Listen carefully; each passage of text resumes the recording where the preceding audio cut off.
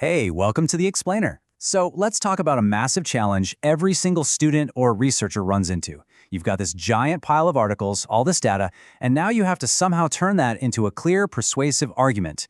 It feels impossible sometimes, but trust me, there's a killer strategy to bridge that gap. Let's get into it. You know the feeling, right? You've done all the hard work. You've got a thesis statement you feel pretty good about, you've gathered all your sources, and now you're just staring at a blank page. It's that classic now what moment. You're totally stuck between all your great ideas and actually starting to write. It can feel like hitting a brick wall.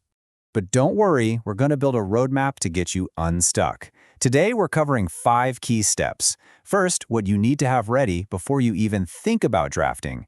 Then, the strategic tool that's going to be your new best friend. We'll look at the anatomy of how it works, the secret sauce for connecting sources to your main idea, and finally, how it all comes together to form an incredible blueprint. Okay, first things first, before you can build this awesome roadmap, you gotta have your supplies in order. There are 2 things that are absolutely non-negotiable. Number 1, a debatable thesis statement. And I mean truly debatable. This isn't just a topic like happiness. It's a real claim, an argument, like true happiness actually requires you to accept negative emotions. See? That's a point someone could argue against. And number 2, your hand-picked sources. For our purposes, we're talking 7 solid sources, and at least 4 of them should be from those heavy-duty academic databases. So, how do we actually bridge that huge canyon between research and writing? Well, the solution is this amazing strategic tool that is way more than just a list of your sources at the end of a paper. We're talking about something called a modified annotated bibliography.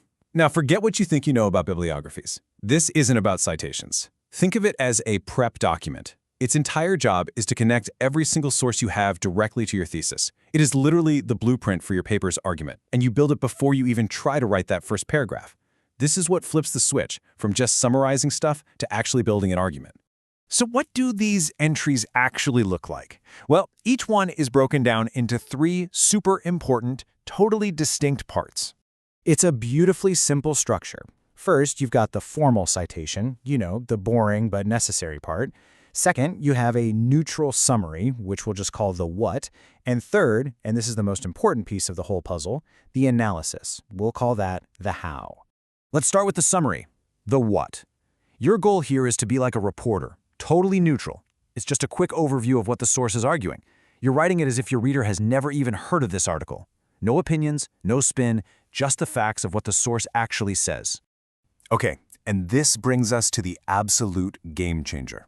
We call it the blue section, and you can see it highlighted right there. This is the analysis, the how. This is where you step in.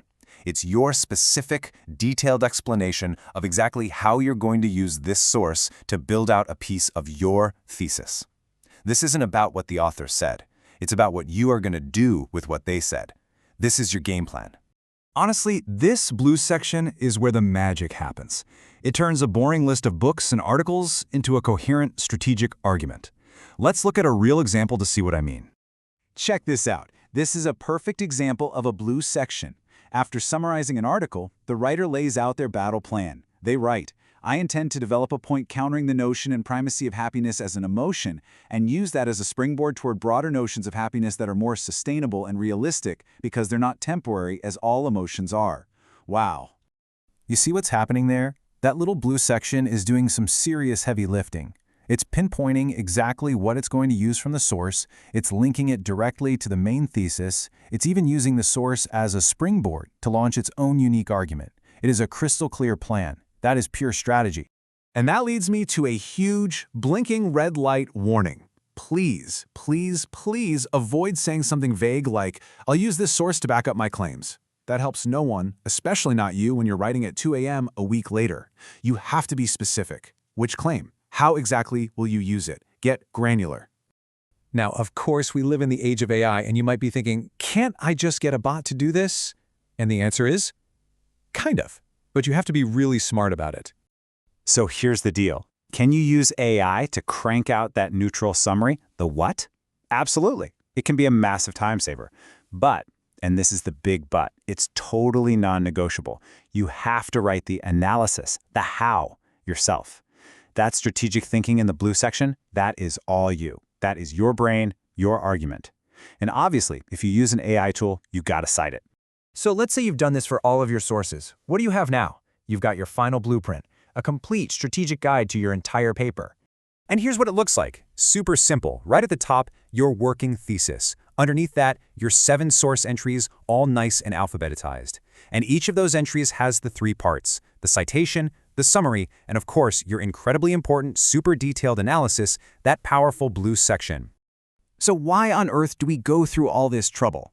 Well, because a really strong paper isn't just your opinion with a few quotes dropped in. To get a good grade, to make a real impact, 40 to 50% of your paper needs to be you, deeply and meaningfully engaging with your sources. And this process forces you to plan for exactly that. So here's the bottom line. This isn't just another tedious assignment to check off a list.